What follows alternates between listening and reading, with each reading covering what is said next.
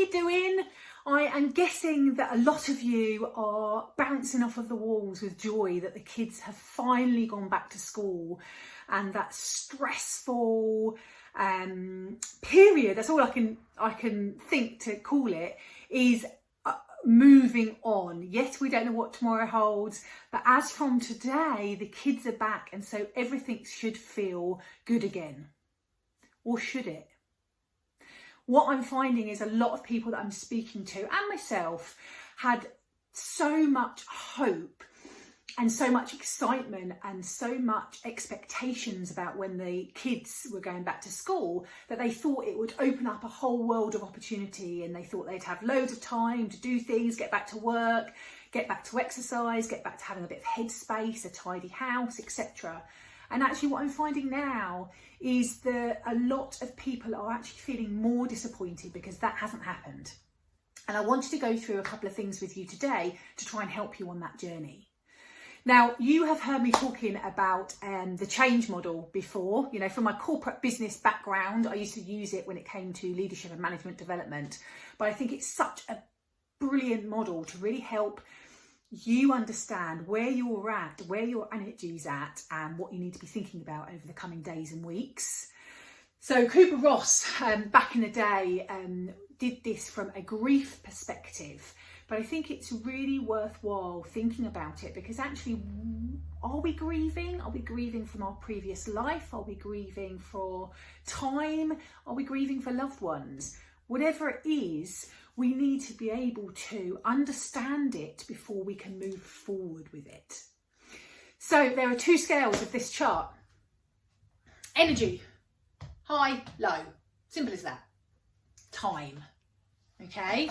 So my interpretation is that when COVID hit, we were either in denial or we didn't quite know the impact it was going to have at that point on our lives, on our families' lives and the world.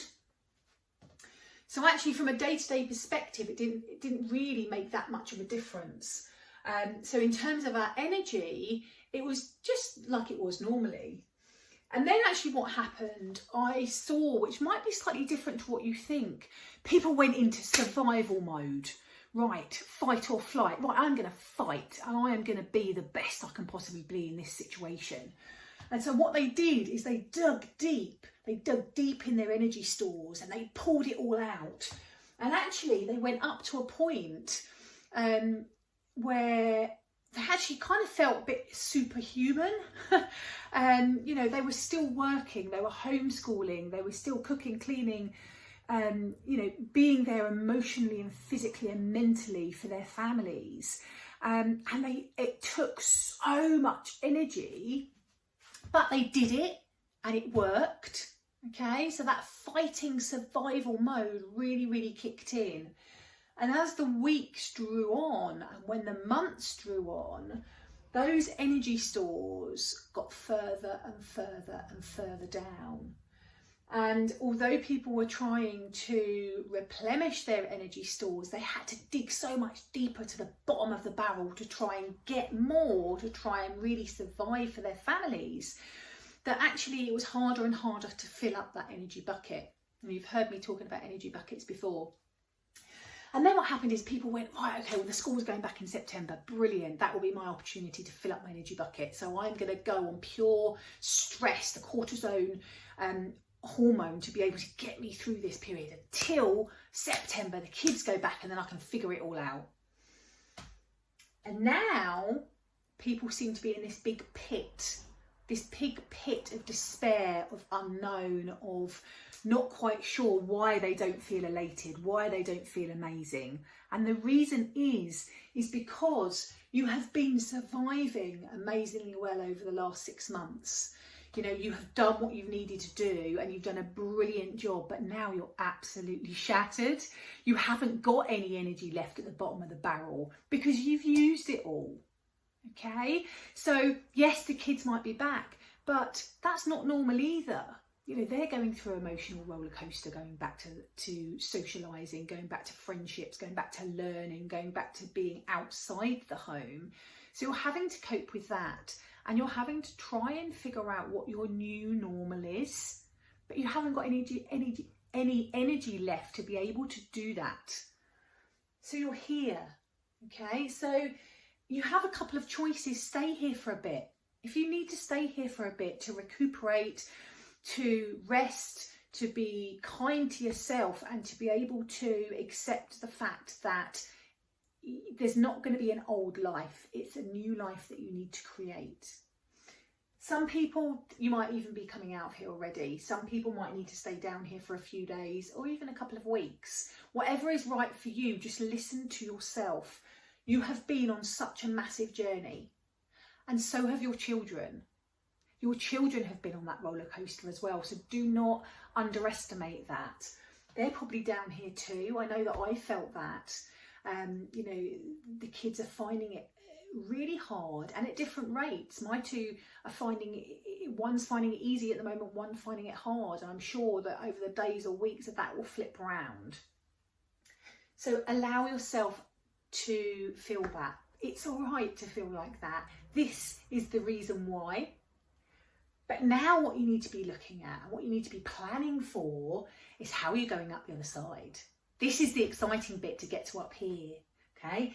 This here, this is the unknown, because this is your new life.